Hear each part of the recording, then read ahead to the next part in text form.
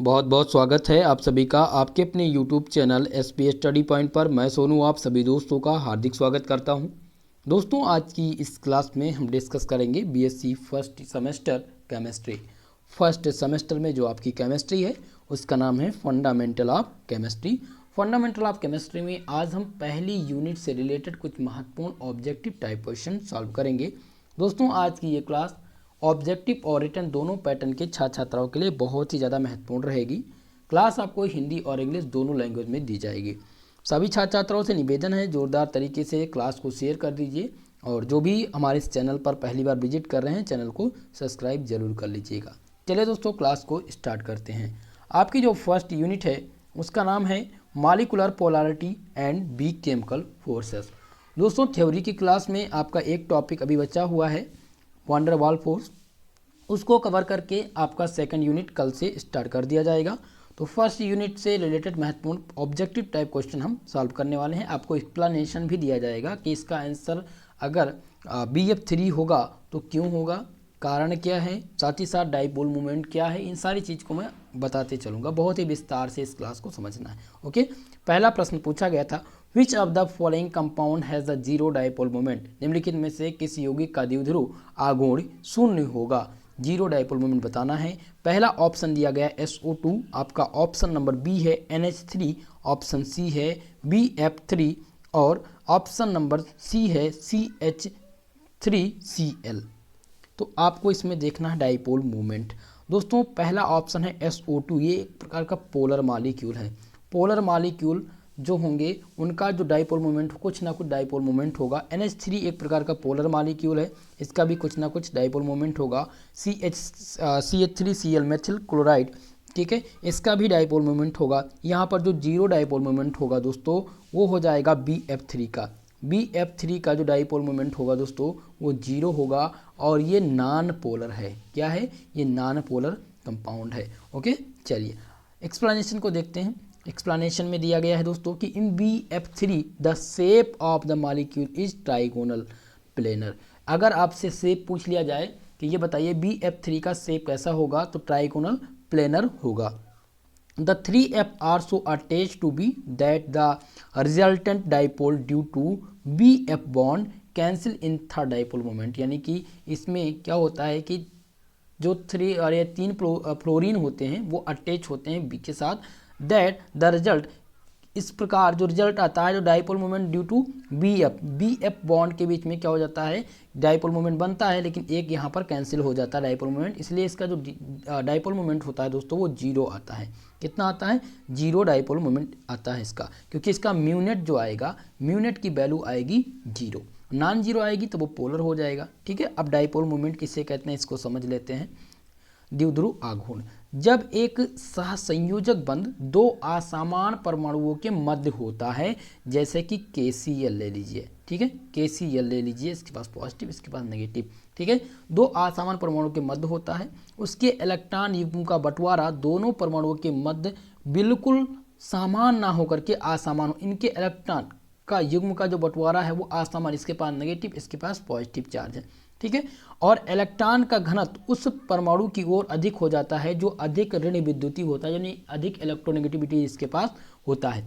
इस प्रकार के साझे के इलेक्ट्रॉन युग्म के असमान साझे से बने हुए बंध को हम पोलर अथवा ध्रुवीय यानी सहसंयोजक बंध कहते हैं। ठीक है, तो समझ में आ गया। इसी को आप कोवैलेंट बॉन्ड माफ करिएगा, इसी को डाइपोल मोमेंट भी कहेंगे और इसी को आप पोलर भी कहेंगे। ओके, पोलर और नॉन पोलर।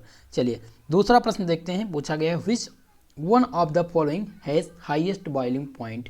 निम्नलिखित में से किस यौगिक का क्वथनांक उच्चतम होगा, हाई बॉइलिंग पॉइंट किसका होगा? CHCl methyl chloride, option B दिया गया है CH3OH methyl alcohol, option C दिया गया है CH3Br यानी कि मेथिल ब्रोमाइड और मेथिल आयोडाइड। तो आपको बताना है कि किसका बॉइलिंग पॉइंट हाई होगा।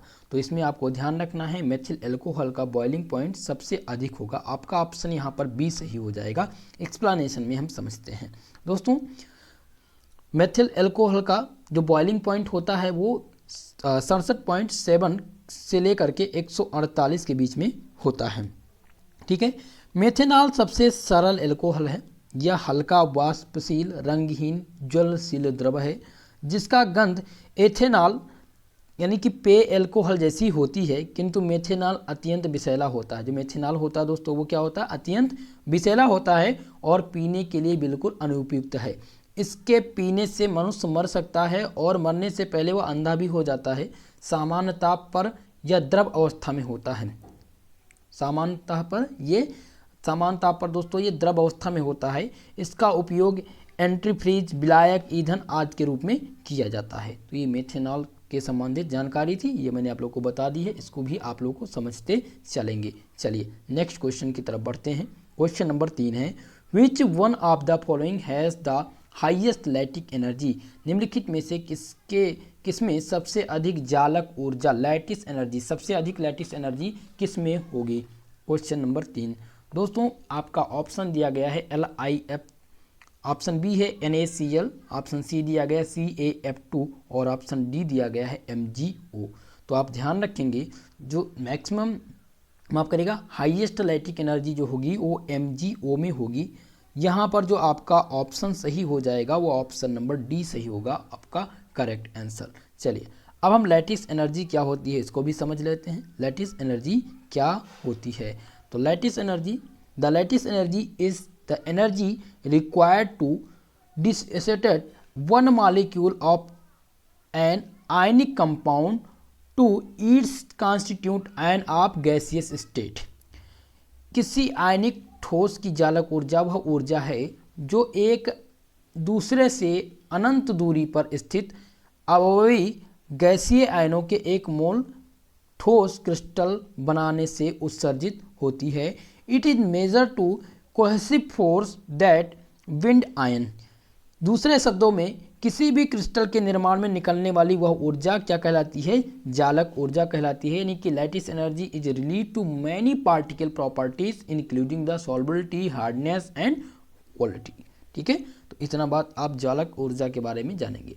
तो जैसे रिटर्न पैटर्न के लिए क्यों महत्वपूर्ण है, क्योंकि आपको अगर लैटिस एनर्जी पता है, अगर आपसे शॉर्ट में पूछ लिया जाए कि बताइए भैया what are lattice energy, question आता रहता है। ठीक है, तो अगर आप चालक ऊर्जा पता रहेगी तभी तो आप लिख पाएंगे, इसलिए ये इंपॉर्टेंट है रिटर्न पैटर्न छात्र छात्राओं के लिए। ओके, क्वेश्चन नंबर 4 है, what one of following has greatest tendency to form covalent compound. निम्नलिखित में से किसमें सहसंयोजक यौगिक बनाने की प्रवृत्ति सबसे अधिक है। इसमें कोवैलेंट बॉन्ड पूछा गया है कि किसमें कोवैलेंट बॉन्ड बनाने की जो प्रवृत्ति है वो सबसे अधिक होगी। चलिए पहला ऑप्शन दिया गया है BE, ऑप्शन बी है Mg, Ca और Ba। तो आपको ध्यान रखना है जो सबसे ज़्यादा कोवैलेंट कंपाउंड बनाएगा वो बनाएगा BE। ओके, आपका यहाँ पर करेक्ट आंसर हो जाएगा option number A. Covalent compound क्या होते हैं इनको भी हम समझ लेते हैं। तो कोवैलेंट कंपाउंड क्या होता है दोस्तों, एक covalent bond is chemical bond involve the sharing of electron pair between atoms.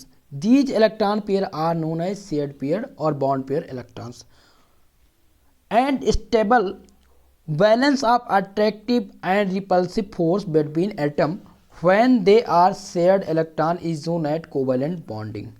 दोस्तों एक संयोजक, एक सहसंयोजक बंध एक रासायनिक बंध होता है जिसमें परमाणुओं के बीच इलेक्ट्रॉन जोड़े का साझा करना शामिल है।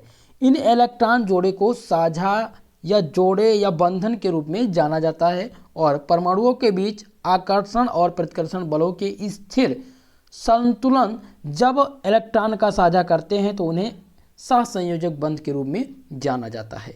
चलिए देखते हैं नेक्स्ट क्वेश्चन। क्वेश्चन नंबर 5 है हाइड्रोजन बॉन्डिंग से रिलेटेड कि पूछा गया है यहाँ पर हाइड्रोजन बॉन्डिंग इज स्ट्रॉन्ग इनमें से किसमें सबसे स्ट्रॉन्ग हाइड्रोजन बॉन्डिंग होगी। ऑप्शन ए दिया गया है ऑक्सीजन, हाइड्रोजन और सल्फर के साथ। बी दिया गया है दोस्तों सल्फर, हाइड्रोजन और ऑक्सीजन। यहाँ पर ऑप्शन सी दिया गया है फ्लोरीन और फ्लोरीन के साथ। तो सबसे स्ट्रॉन्ग अगर देखा जाए तो सबसे स्ट्रॉन्ग जो बॉन्डिंग होगी दोस्तों वो होगी फ्लोरीन, हाइड्रोजन और फ्लोरीन के बीच में सबसे स्ट्रॉन्ग हाइड्रोजन बॉन्डिंग किसके साथ होगी, फ्लोरीन, हाइड्रोजन और फ्लोरीन के साथ। यहाँ पर आपका ऑप्शन सी सही हो जाएगा। हाइड्रोजन बॉन्ड क्या होता है दोस्तों, ये मैंने अभी जल्दी ही क्लास दी है तो आप लोग इस क्लास को ज़रूर देख लीजिएगा, बहुत ही महत्वपूर्ण है ये। हाइड्रोजन बॉन्ड क्या होता है? A hydrogen bond is primarily electrostatic force of attractive between a hydrogen atom which is covalent bond to more electronegative atom or group and another electronegative atom where a lone pair of electron the hydrogen bond acceptor. Hydrogen बंध एक electronegative परमाणु और nitrogen, oxygen या fluorine से जुड़े एक hydrogen परमाणु के बीच डाइपोल डाइपोल परिणाम का एक प्रकार का बल होता है।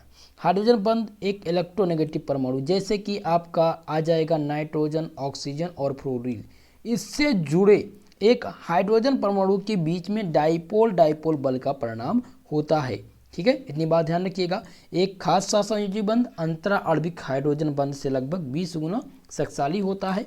यह बंध अणुओं के बीच अंतरा आणविक या एक ही अणु के भिन्न भिन्न भागों के बीच बन सकता है। जैसे कि मैंने आप लोगों को बताया था हाइड्रोजन बॉन्ड कब बनता है? दोनों तरफ, हाइड्रोजन के दोनों तरफ इलेक्ट्रोनेगेटिव एटम हो और वो एक दूसरे के पास आए।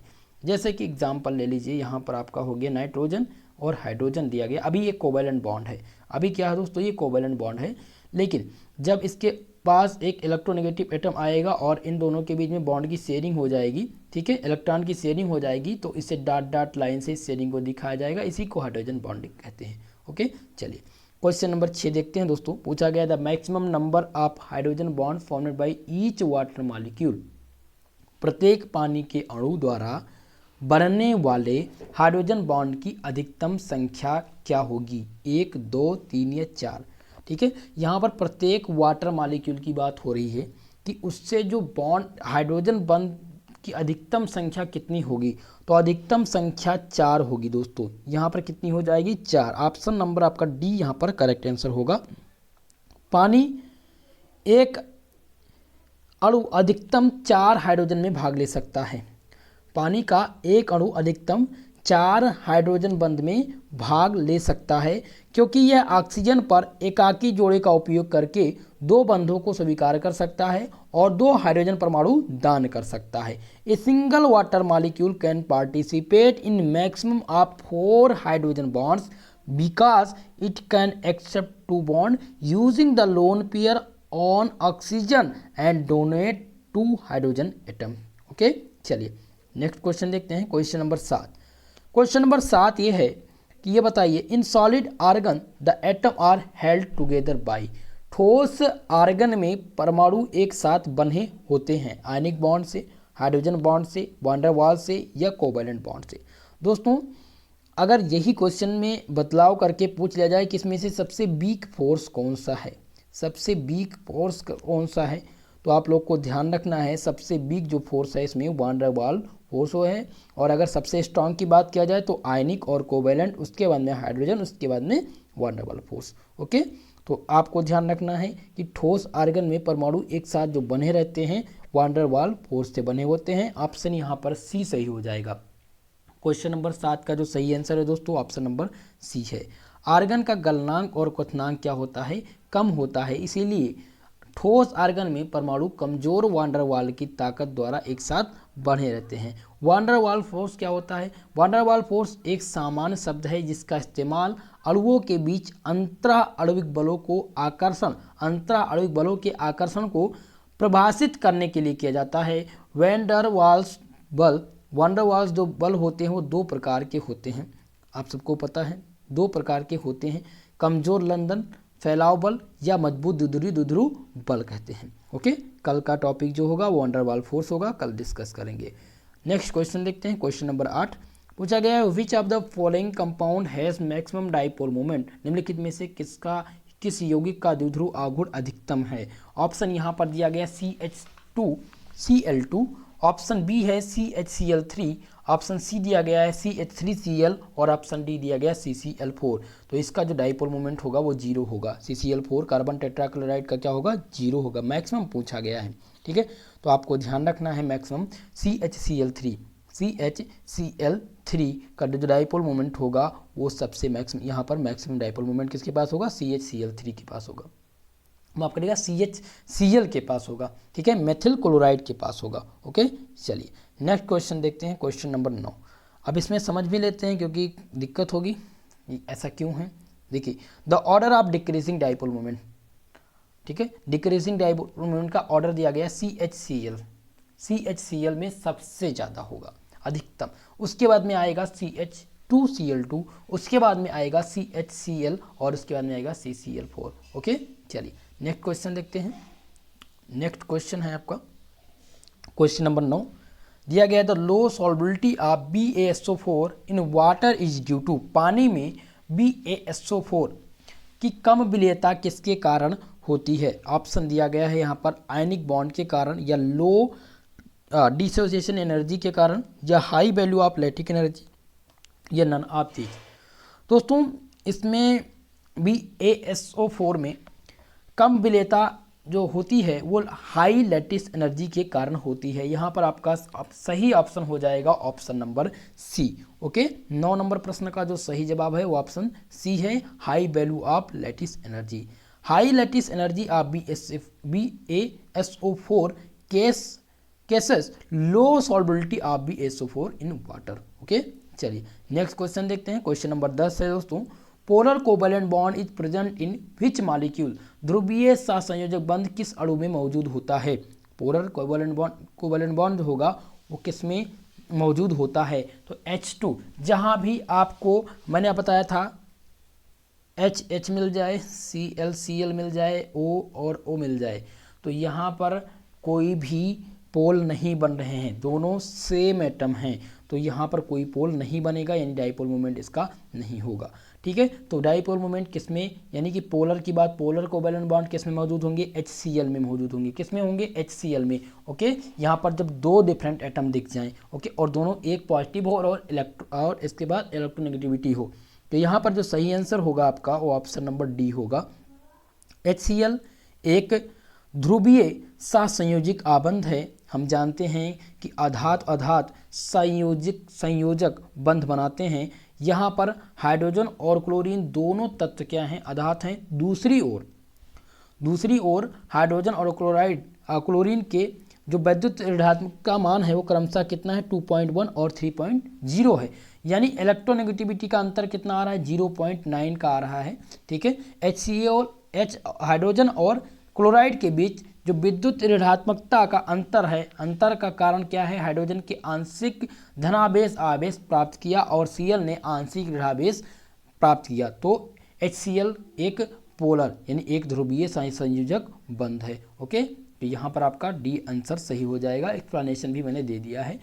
जिन्होंने थ्योरी की क्लास देख ली है, जिनको दो चीज़ पता है, हाइड्रोजन बॉन्डिंग, फॉर्मल चार्ज निकालना पता है, ये मानकर चलिए कि आपका चैप्टर यूनिट फर्स्ट कंप्लीट हो गया। इससे बाहर और कोई प्रश्न बनता नहीं एग्जाम में। ठीक है, लैटिस एनर्जी से बनता है वो मैंने बता दिया है, पोलराइजिंग पावर से बनता है वो मैंने पढ़ा दिया है आप लोग को। 2 लेक्चर, एक दिन पोलराइजिबिलिटी, एक दिन मैंने पोलराइजिंग पावर, दोनों बता दिया है। क्वेश्चन नंबर 11 है, रिजोनेंस इज ड्यू टू, अनुनाद के कारण क्या है? डीलोकलाइजेशन, ऑप्शन बी दिया गया delocalization of pi electron, migration of hydrogen atom, या मिग्रेशन ऑफ प्रोटॉन्स। तो आपको बताना है इसमें से इसका सही आंसर। तो इसका जो सही आंसर होगा वो डीलोकलाइजेशन ऑफ पाई इलेक्ट्रॉन होगा। अनुनाद का कारण क्या है? Delocalization of pi electron. आपका ऑप्शन यहाँ पर बी सही हो जाएगा। अनुनाद क्या होता है दोस्तों?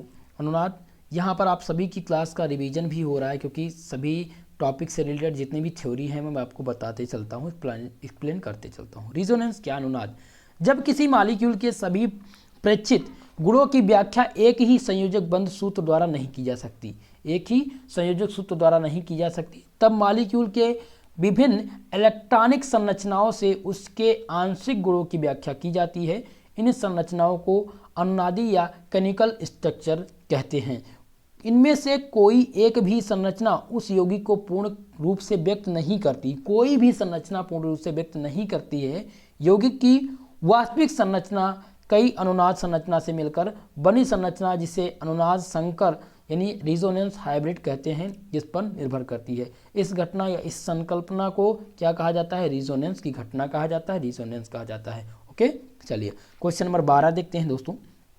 क्वेश्चन नंबर 12 है, the bond order of CO2-3 ion between HOSI ion में देखिए यहाँ पर दिया गया है दोस्तों कि ये बताइए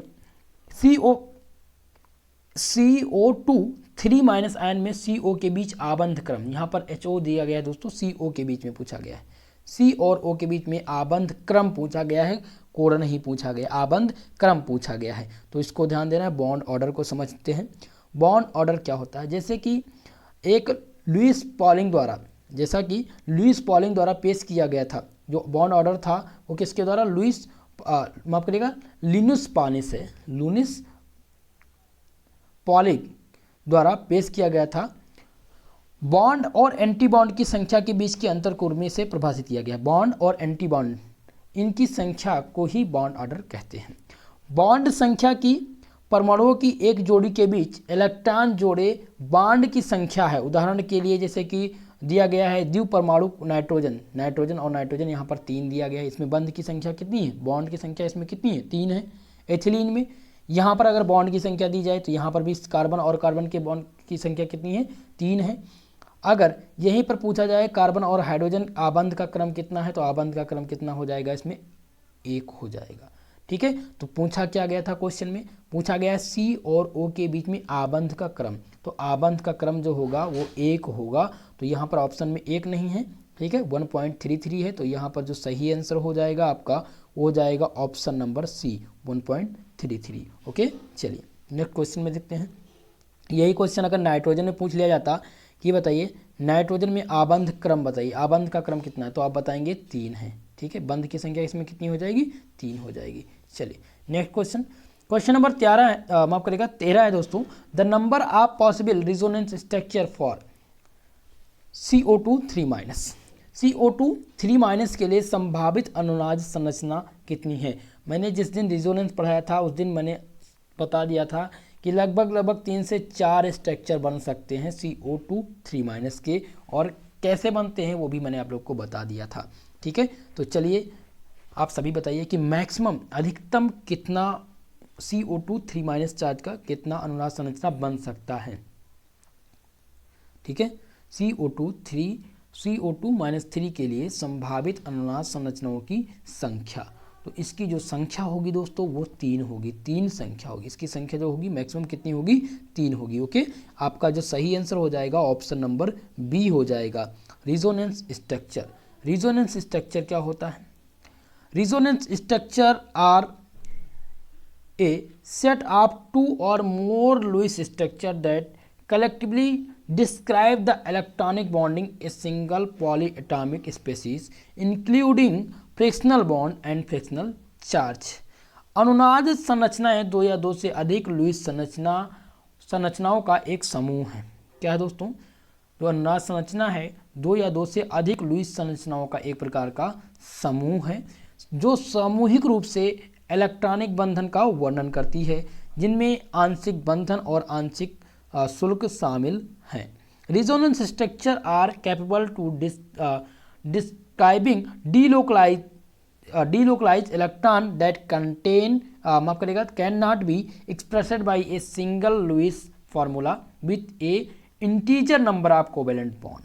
अनुनाद संरचनाएं डिलोकलाइज इलेक्ट्रॉनों का वर्णन करने में सक्षम होती हैं, जिन्हें एकल लुईस सूत्र द्वारा सहसंयोजक बंधों की पूर्णांक संख्या के साथ व्यक्त नहीं किया जा सकता। ओके, इसी को क्या कहते हैं, रिजोनेंस स्ट्रक्चर कहते हैं। चलिए क्वेश्चन नंबर 15 को देखते हैं।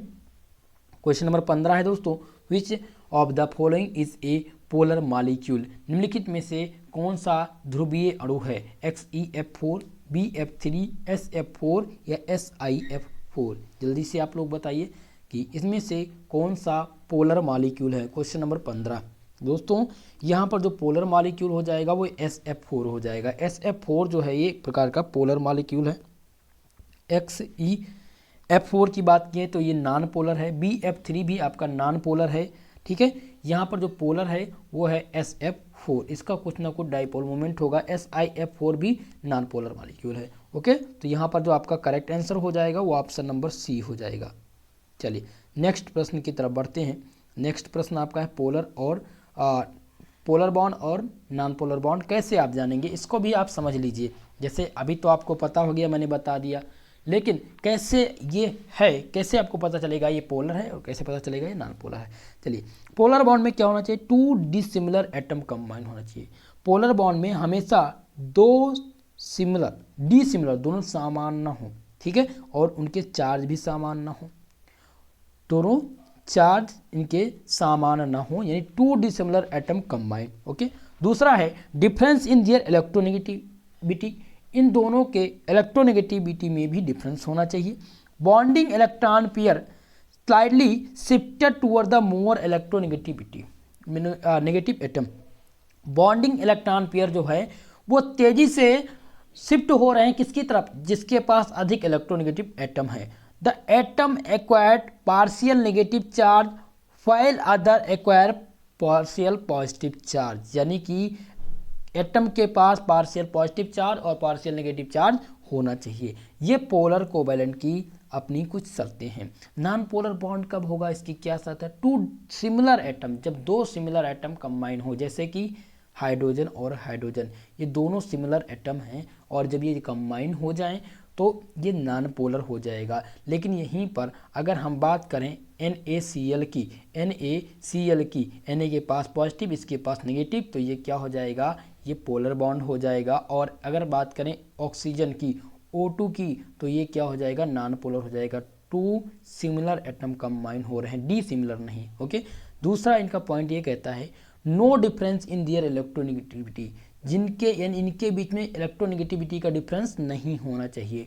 तो इसी बात bonding electron pair remains in middle of both atom, यानी बॉन्डिंग इलेक्ट्रॉन पेयर रिमेन्स यानी बीच में बच जाए मिडिल एटम के साथ में, जैसे मैंने आप लोग को बताया था BF3 का, BF3। अब इसमें आप देखेंगे अगर मैं आपको BF3 का स्ट्रक्चर बनाऊं तो इसी कुछ इस प्रकार से इसका स्ट्रक्चर बनेगा। तो इसमें बॉन्डिंग पेयर बीच का मिडिल का एटम बच रहा है, इन दोनों के साथ इलेक्ट्रोनेगेटिविटी का डिफरेंस आ रहा है, लेकिन ये आपका शेष बच रहा है। तो इस प्रकार क्या हो जाएगा दोस्तों, ये नॉन पोलर हो जाएगा। Bonding electron pair remains in middle. Okay, ये समझ में आ गया। तीसरा है no charge appear on the atom, कोई भी चार्ज का अपीयरेंस नहीं होना चाहिए एटम पर, तब वो नॉन पोलर होगा। पोलर और नॉन पोलर अब आपको समझ में आ गया होगा, आशा करता हूँ। चलिए क्वेश्चन नंबर 16 है the polar molecule among the following, निम्नलिखित में से ध्रुवीय अणु हैं, ध्रुवीय अणु आपको बताना है। चलिए क्वेश्चन ऑप्शन दिया गया CCl4, मैंने आप लोग को बता दिया पोलर और non polar, CO2, option C दिया गया है CH2Cl2, ऑप्शन डी है CH2 सिंगल बॉन्ड CH2। चलिए बताइए इनमें से कौन सा पोलर मॉलिक्यूल है। तो यहाँ पर जो पोलर मॉलिक्यूल हो जाएगा दोस्तों वो हो जाएगा CH2Cl2। ओके, यहाँ पर आपका ऑप्शन नंबर सी सही हो जाएगा। डेफिनेशन को देख लेते हैं दोस्तों। CH2Cl2 is a polar molecule, ये क्या है, एक प्रकार का पोलर मॉलिक्यूल है। The molecule is tetrahedral due to 4 electron repulsion around the central atom, central carbon atom. Ultra the bond arrangement around two carbon atom in CH2Cl2 is symmetrical. The different polarities of carbon and hydrogen and carbon and chlorine bonds means the effect of polar bond is not cancelled, so that molecule is polar। ठीक है, इसमें bond cancel नहीं होते हैं। सी और carbon और hydrogen के बीच में आप देख रहे हैं यहाँ पर भी इलेक्ट्रोनेगेटिविटी का डिफरेंस, यहाँ पर इलेक्ट्रोनेगेटिविटी का डिफरेंस, तो दोनों कैंसिल नहीं हो रहे हैं, यानी प्लस माइनस कैंसिल दोनों तरफ है। तो यहाँ पर पोल्स बन रहे हैं, इसलिए ये पोलर होगा। ओके, यहाँ पर सही आंसर हो जाएगा आपका CH2Cl2। नेक्स्ट क्वेश्चन देखते हैं, क्वेश्चन नंबर 17 है which of the following has high polarizing power. चलिए बताइए निम्नलिखित में से किसकी उच्चतम ध्रुवीकरण शक्ति है। मैंने आप लोग को पोलराइजिंग पावर बहुत ही अच्छे से पढ़ा रखा है, ठीक है। चलिए ऑप्शन ए दिया गया है Mg2+, ऑप्शन बी है आपका Al3+, ऑप्शन सी दिया गया है Na+, ऑप्शन डी है Ca+। तो दोस्तों जो सबसे हाईएस्ट अगर कहा जाए, पूछा जाए आपसे, तो यहाँ पर Al3+ के पास सबसे अधिकतम Al3+, यहाँ पर 3+ होगा दोस्तों, नीचे आगे यहाँ पर दिया गया है, ये जो ऑप्शन दिया गया है वो होगा Al3+ यहाँ पर होगा। ओके, तो इसके पास सबसे अधिक पोलराइजिंग पावर होगी। पोलराइजिंग पावर क्या होता है इसको भी समझ लेते हैं, और इसका क्रम कैसे आपको लगाना है ये पूछा जाता है आपसे। When a cation is able to distort an electron then it is known as polarising power. The similar is the size of cation, the more better it can hold the proton in its nucleus. As a result, the attractive between nucleus and electron will be strong. Hence, there will be shrinking in size. ध्रुवण शक्ति दोस्तों बहुत ही अच्छे से आप लोगों ने पढ़ा भी होगा, ठीक है। ध्रुवण क्या होता है उसको भी पढ़ा दिया था मैंने, ध्रुवण यानी पोलराइजेबिलिटी क्या है इसको भी बता दिया था, और पोलराइजिंग पावर भी पढ़ा दिया है बहुत ही अच्छे से। फजान का रूल भी समझा दिया गया है, तो आप लोग उस थ्योरी की क्लास को देख लीजिएगा, ये सारी चीज़ें आपको कन्फर्म हो जाएगी, ठीक है। तो ध्रुवण शक्ति, जब एक धनायन व एक ऋणायन एक दूसरे के समीप आते हैं तो धनायन ऋणायन के इलेक्ट्रॉन अपभ्रंश को अपनी तरफ क्या करता है, आकर्षित करता है, और उनमें एक स्थिर वैद्युत आकर्षण बल उत्पन्न हो जाता है। इसी समय एक और बल कार्य करता है, ठीक है। धनायन व ऋणायन के नाभिक के मध्य का जो प्रतिकर्षण बल है, और इन दोनों बलों का जो संयुक्त प्रभाव यह पड़ता है दोस्तों कि जो ऋणायन का इलेक्ट्रॉन अपभ्रंश सम्मित न होकर के विकृत हो जाता है, और किसी धनायन द्वारा इस प्रकार की ऋणायन का ध्रुवण करना उस धनायन की ध्रुवण शक्ति कहलाती है, ठीक है। तो अब समझ में आ गया ध्रुवण शक्ति क्या होती है, पोलराइजिंग पावर क्या होती है।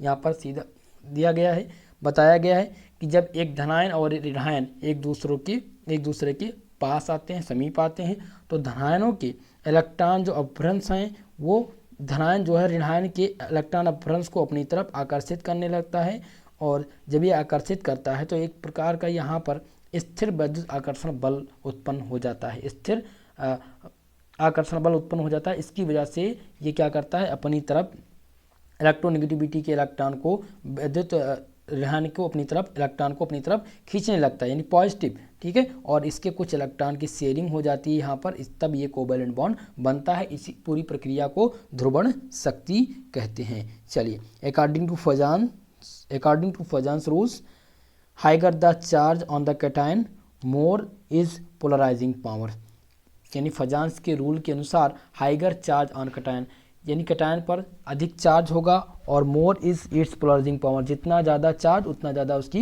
Polarising power. कैटायन की बात हो रही है। The next factor which is considered to size of cation, size of cation, cation की साइज अगर सबसे छोटी है, smaller the size of cation higher the polarizing power, cation की साइज अगर छोटी है, सबसे छोटी, तो जितना ज़्यादा छोटा होगा उतना ही ज़्यादा उसकी पोलराइजिंग पावर होगी। Hence the order of polarizing power, order of polarizing power क्या होगा, सब CS, फिर उसके बाद में पोटासियम, फिर Mg, फिर Al, तो सबसे ज़्यादा इसमें बड़ा हो जाएगा कौन, Al3+, ओके। चलिए, इसकी पोलराइजिंग पावर अधिक होगी। क्वेश्चन नंबर 18 है दोस्तों, polarisability of halide ion increasing in order, halide आयनों की ध्रुवणता क्रम में किस प्रकार से बढ़ती है। तो सबसे ज़्यादा अगर पोलराइजेबिलिटी देखें तो किसकी होगी, क्रम बताइए। इसका क्रम मैंने आप लोग को समझा दिया था पहले ही। चलिए बताइए, सबसे ज़्यादा इनका बताना है इंक्रीजिंग ऑर्डर में, इंक्रीजिंग ऑर्डर में आप लोग लगाइए। क्वेश्चन नंबर 18 दोस्तों, इंक्रीजिंग ऑर्डर में सबसे पहले क्या आएगा आपका, यहाँ पर आएगा option number D, chlorine, bromine और आयोडीन, ठीक है। तो इसका जो सही आंसर हो जाएगा ऑप्शन नंबर डी हो जाएगा। Polarisability of halide ion increases in order, fluorine, chlorine, bromine and iodine. Polarisability is directly proportional to size of the anion, larger is the size of anion, larger is the polarability and vice versa. Thus iodized ion has maximum size and hence the maximum polarability. दोस्तों, halide आयनों की ध्रुवीकरण क्षमता क्रम में बढ़ जाती है। ध्रुवीयता सीधे आयनों के आकार के समानुपाती है। ऋणायन का आकार जितना बड़ा होता है उसका ध्रुवीकरण उतना ही बड़ा होता है, और इनके विपरीत है। इस प्रकार आयोडाइड आयन का आकार अधिकतम होगा, इसीलिए अधिकतम ध्रुवीकरण होता है, ठीक है। चलिए, नेक्स्ट क्वेश्चन है क्वेश्चन नंबर 19, ICl मॉलिक्यूल दिया गया। इन ICl मॉलिक्यूल प्योरली कोवैलेंट या polar with negative in on iodine, या डी दिया गया है polar with negative in on chlorine. दोस्तों, इसमें ध्यान रखना है, ICl मॉलिक्यूल जो है वो है polar with negative end of iodine. यहाँ पर आपका सही आंसर हो जाएगा ऑप्शन नंबर सी। इसको समझ लेते हैं ऐसा क्यों है। तो iodine monochloride is an interhalogen compound with the formula ICl. It is a red-brown chemical compound that melt near room temperature because of the difference in electronegativity of iodine and chlorine. This molecule is highly polar, behave as source of iodine plus. ठीक है, related hydrogen compound जैसे chlorine. MES4 ये क्या है, ये iodine monochloride है दोस्तों। ठीक है, मेल्टिंग पॉइंट इसकी कितनी होती है 27.2 डिग्री सेंटीग्रेड से लेकर के 300.4 केल्विन के आसपास होती है। इसका जो अपीयरेंस होता है वो क्या होता है, रेबिस ब्राउन होता है। दोस्तों समनाभिकीय द्विपरमाणुक अणु है जो आयोडीन है ICl मॉलिक्यूल, ये क्या है, समनाभिकीय द्विपरमाणुक अणु है जिसमें संयोजित अणुओं की विद्युत ऋणात्मकता समान होती है, अतः ये अधिक अस्थायी है तथा कम क्रियाशील है। परंतु ICl में तथा ICl का आकार भिन्न भिन्न होता है जिसके कारण इनके मध्य उपस्थित बंध जो होते हैं वो ध्रुवित होते हैं तथा क्रियाशील होता है। इसीलिए अंतर हाइड्रोजन यौगिक जैसे ICl अधिक क्रियाशील है। अगर बात करें ब्रोमीन की, तो ब्रोमीन समय बचाने का एक प्रकार का तकनीक है। हैलोजन के इस प्रकार के ब्रोमीन जो है ये ICl से थोड़ा सा कम क्रियाशील है, लेकिन अधिक पूछा जाए तो क्या होगा, ICl यानी क्लोरीन, ICl माइट। ठीक है, ICl यानी कि आयोडीन मोनोक्लोराइड।